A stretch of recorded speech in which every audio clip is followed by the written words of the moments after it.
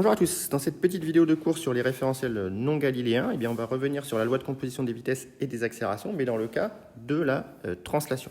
Donc la translation se caractérise par le fait que les axes du référentiel R' restent fixes au cours du mouvement. Attention, ça ne veut pas dire que les référentiels R' ne bougent pas par rapport à R, mais simplement les axes ne vont pas bouger. Donc, par exemple, une translation rectiligne,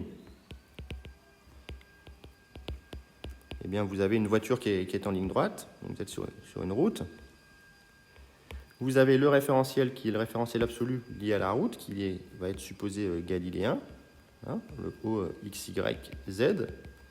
Et vous allez avoir une petite voiture dans différentes positions. Voilà, ma voiture, ça va être le rectangle bleu, que je vais mettre à différentes positions, qui va bouger évidemment par rapport au référentiel absolu de la route, et pour lequel je vais venir fixer quelque part, par exemple sur le coin supérieur gauche, un référentiel O', Y', X', qui va évoluer avec le déplacement évidemment de la voiture, mais qui ne va pas faire en sorte que les axes se déplacent par rapport à ceux du référentiel R au cours du mouvement. Ça, c'est le référentiel R' qui se déplace. Vous voyez bien qu'il se déplace par rapport au référentiel absolu de la route, mais ces axes ne bougent pas. Un autre exemple, c'est la translation circulaire, qu'il est important de ne pas confondre avec la rotation, dont on parlera dans une vidéo prochaine.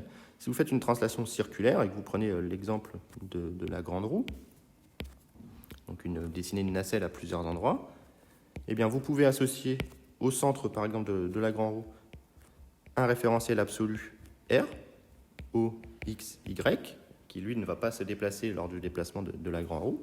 Et à la nacelle, vous pouvez associer un référentiel R', O', X', Y', qui lui, par contre, va se déplacer en suivant, le point O' va suivre un cercle, mais les axes de R', vous voyez bien qu'ils ne changent absolument pas de direction.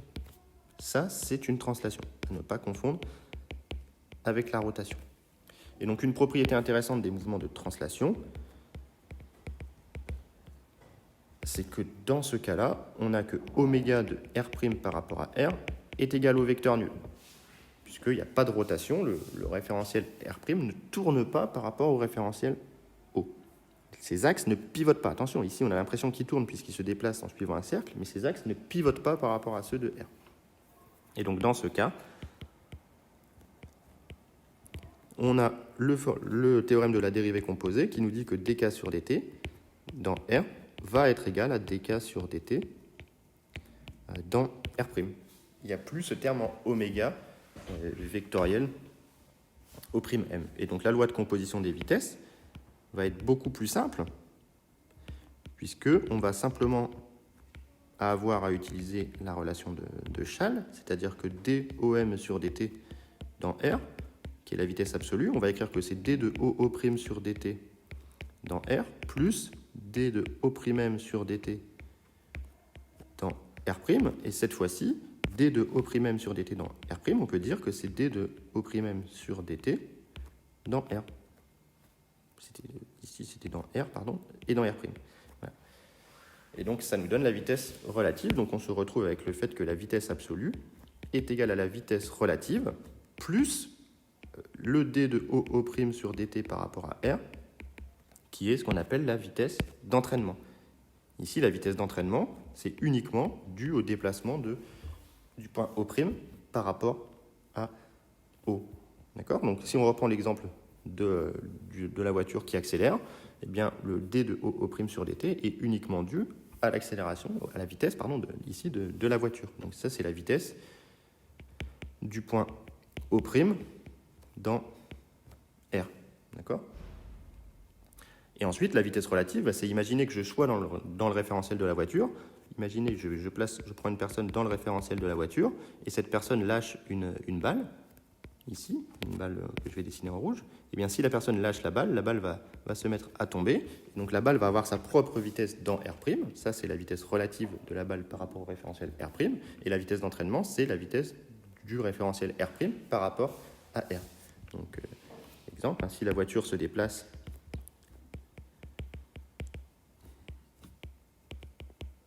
à V de O' par rapport à R égale, je sais pas moi, V0, eh bien vous avez que VA est égal à VR plus V0, tout simplement. D'accord ? Ça, c'est la loi de composition des vitesses. Il n'y a pas le oméga avec O'M dans le cas de la translation. Et donc, pour les accélérations, c'est à peu près aussi simple. Étant donné qu'on n'a pas le terme avec le vecteur rotation, on a juste à dériver ce qu'on a obtenu auparavant. Et donc, on va obtenir que dVA sur dt dans R, c'est égal à dVR sur dt dans R, plus dérivée seconde de OO' par rapport au temps dans R, sauf que la dérivée par rapport à R ou par rapport à R', dans le cas de la translation, c'est pareil. Donc je peux ici passer directement à R' pour dVR sur dt, ce qui me fait apparaître l'accélération relative, et donc j'obtiens que l'accélération absolue, c'est directement l'accélération relative plus l'accélération du point O' par rapport à R. Voilà. Et donc finalement, l'accélération du point M dans R, c'est égal à l'accélération du point M dans R' plus l'accélération du point O' par rapport à R. Donc si vous êtes dans une voiture qui est accélérée par rapport au référentiel de la route, exemple, si je reprends ma route, j'ai mon référentiel absolu R ici qui est fixe, et j'ai ma voiture qui avance, et si ma voiture est accélérée,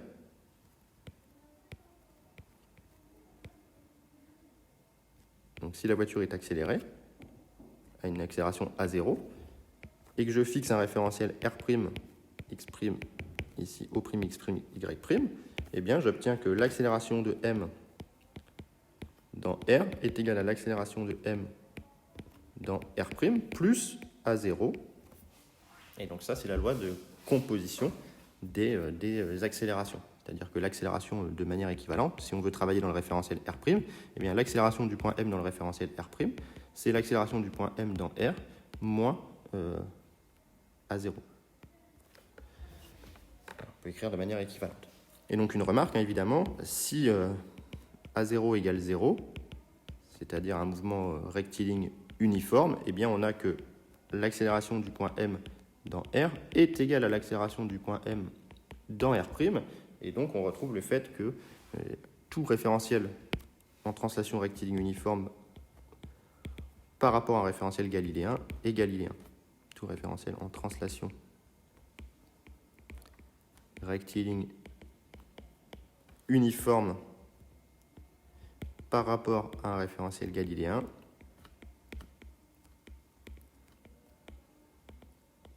et galiléen. Voilà. Parce qu'ici, on retrouve directement que les accélérations sont les mêmes, donc la loi de Newton va s'appliquer de la même manière dans les deux référentiels. Donc voilà pour cette petite vidéo sur les mouvements de translation. J'espère que ça vous a plu, et si vous avez des questions, n'hésitez pas à les mettre en commentaire.